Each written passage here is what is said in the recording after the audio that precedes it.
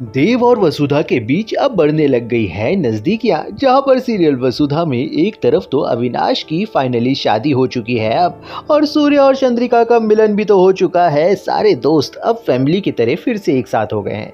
अब देखना बहुत ही मजेदार हो गया है कि अब तो हो गई है नए शख्स की एंट्री चंद्रिका के घर में, यानी कि अब आ चुकी है दिव्या अविनाश को संभालने के लिए। अब देखना काफी मजेदार होने वाला है कि बदला हुआ अविनाश अब कैसा लगेगा। लेकिन सबसे बड़ी बात यह है कि अब तो वसुधा के दिल में भी बेल बजने लग गई है अब देव के प्यार की, यानी कि वो भी अब धीरे धीरे देव के नज़दीक जाने लगी है।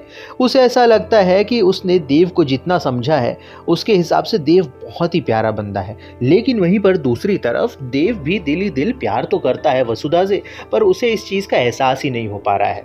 अब जैसे जैसे इशारा करती जाएगी वसुधा, वैसे वैसे देव अब उसके पास में पायल लेकर पहुंच तो जाएगा उसे पहनाने के लिए। लेकिन ये एक बहुत ही रोमांटिक पल होने वाला है। लेकिन ये जो दो लव बर्ड्स हैं जैसे जैसे अपना प्यार समझ रहे हैं, वैसे वैसे कहीं ऐसा ना हो कि चंद्रिका को इनके प्यार की भनक लग जाए और हो जाए एक बहुत बड़ा हादसा।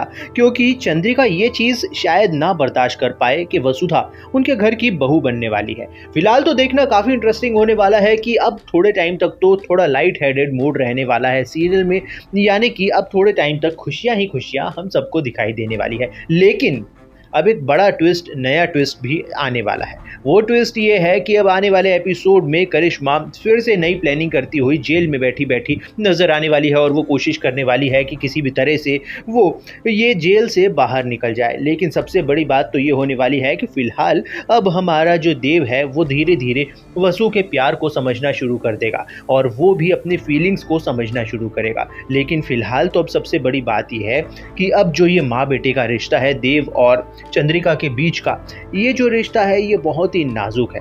यानी कि वसुधा की वजह से हो सकता है कि ये रिश्ते में कुछ दरार पड़ जाए।